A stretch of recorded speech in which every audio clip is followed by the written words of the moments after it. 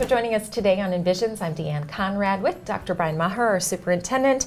We are coming up on the end of the school year, and one of the things we talked about early on was the fact that we are trying through our strategic plan to increase our graduation rates, and we were going to have some definitive meetings at each high school to sort of gather up those kids that were close, that we needed to really engage with and move them toward graduation.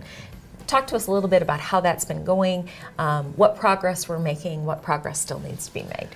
Well, you're exactly right. The impetus for this movement came through our strategic plan, where we looked at data in a number of areas. And one area that we looked at and said, we're not good enough there, and that is in the area of graduating our students. Mm-hmm. And as a school district, that one data point is particularly disturbing. So we said, what can we do to make a difference? And I think the best way you can go about improving the graduation rate is to begin to pay attention to every student. Mm-hmm. And that's what we've tried to do. At each of our high school buildings, what we've done is put together a graduation cohort team to look at students who are in peril of not graduating and trying to figure out why, and trying to figure out what can we do to help that student get to that finish line in their K-12 pursuit, which is graduation.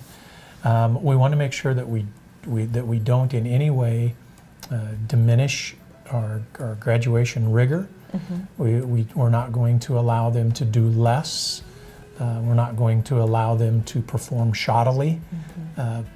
But nonetheless, what can we do to give them a little encouragement, a little nudge, a little cajoling to get across that finish line? Mm-hmm. And one of the things that we've done is we've had weekly meetings in each of our high schools with a cohort group that's made up of the administrative team and the counselors and many other people as well, but looking at students who again are in peril of not graduating and try to figure out, how do I take an individual approach with that student and get them to that finish line? So you're actually looking at student A as in a student name and credits earned and where we're at in their learning process. You're looking at student B, you're looking at all of these individual, and when you're talking about getting students across the finish line, it's not like, oh, what can we do with these kids who are in the, have 16 credits. It's actual individual students that you're talking about moving.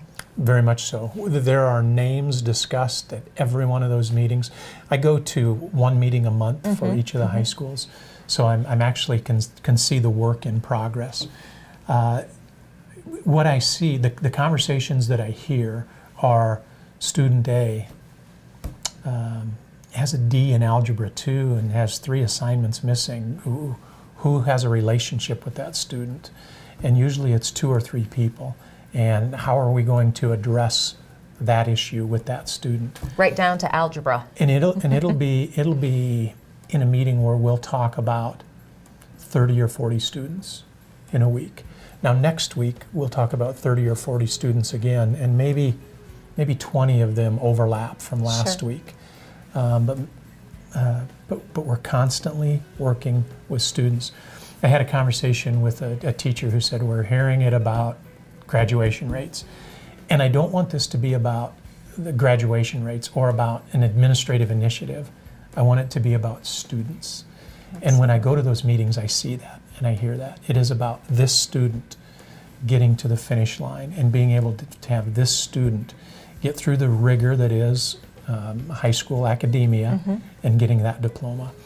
We're not going to compromise our standards. We're going to do everything we can to get that student to that finish line.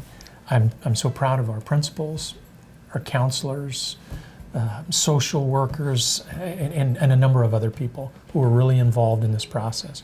Ultimately, it comes down to those teachers, but hopefully what we have right now is a lot of support for what that teacher is doing in that classroom. Mm-hmm. We work with things like lack of motivation, and you might think mm-hmm. that's the overarching theme, but the fact of the matter is, when you hear the stories of the individual students who have become homeless, who have mom and dad going through a bitter divorce, who have just lost a loved one to an untimely death, mm-hmm. the number of things that our students deal with that really impact their motivation or their vision for what their future can be. Those are the issues that we're dealing with. While in the end, it's going to be nice to talk to people about our improved graduation rate, and I really believe we'll see that. Really, it's about Each one of those. each individual student, and when you add up each one of those individual students, maybe we move the needle 3% or whatever it ends up being.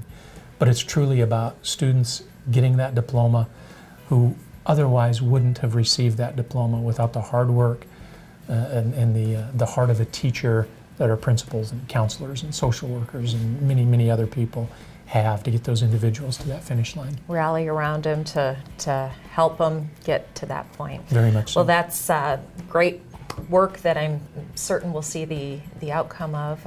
We look forward to seeing what that does, and we know that whatever it is, we'll continue to work hard every single year to help students graduate, no matter where they are. Without a doubt. Well, thanks for joining us today on Envision.